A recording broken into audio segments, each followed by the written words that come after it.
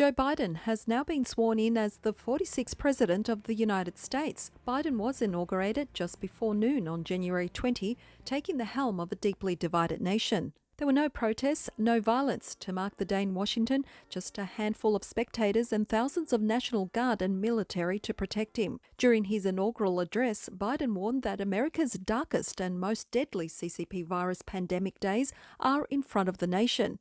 In Biden's first hours as president on Wednesday, he has moved quickly to dismantle former President Donald Trump's legacy. He was ready to sign 17 executive actions, including face mask mandate on federal property and buildings, ending the ban on travel from some Muslim-majority countries and rejoining the Paris Climate Accord. Out of the 17 executive actions, 15 will be executive orders. They will be legally binding, and the executive orders are more about efforts to bring about change. One of his first priorities is an executive order to the 100-day masking challenge, requiring Americans to wear a mask and social distance in all federal buildings, on federal land and by federal employees and contractors, and on aircraft trains and transit systems travelling between states. He is not able to instruct state and local officials to carry out his executive order as they make their own decisions. However, most states are already carrying out similar actions.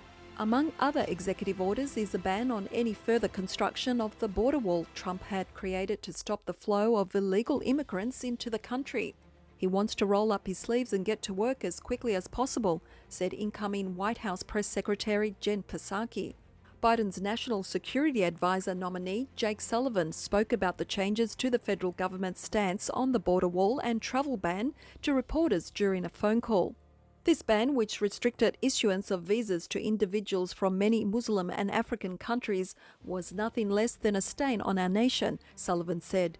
It was rooted in xenophobia and religious animus, and President-elect Biden has been clear that we will not turn our back on our values with discriminatory bans on entry to the United States. Of the border wall, a campaign promise from Trump in 2016, Sullivan said Biden's executive order would direct an immediate pause in wall construction projects to allow a close review of the legal basis for the funding, as well as the contract methods being used, and it will determine the best ways to redirect funds that were diverted by the Trump administration to fund wall construction.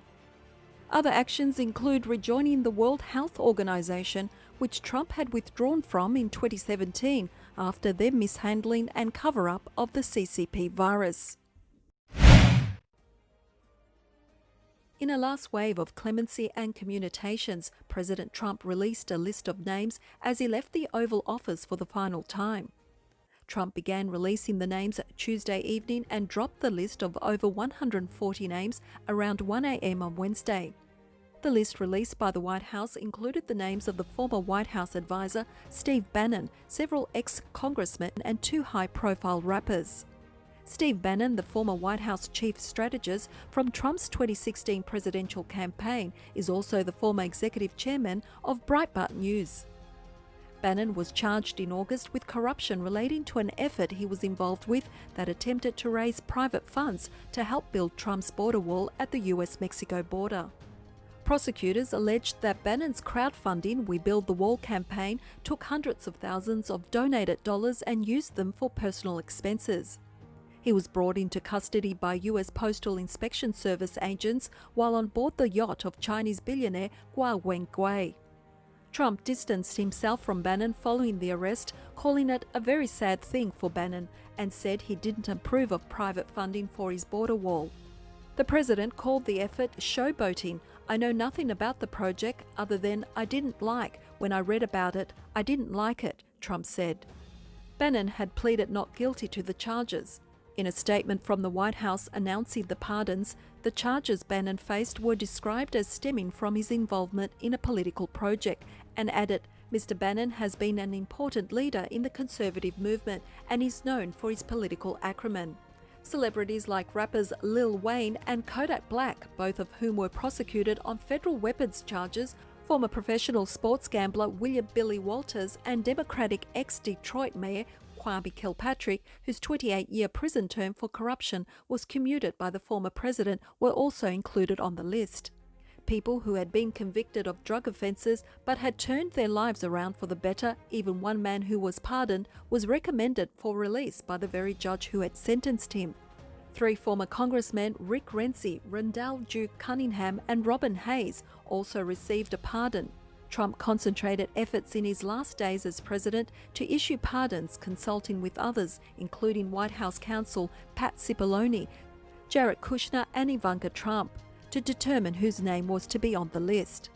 Trump and his family members and personal lawyer, former New York Mayor Rudy Giuliani, were not included in the pardons, although speculation was that Trump had been considering it. Thank you for watching. Please like and share, and we welcome your comments.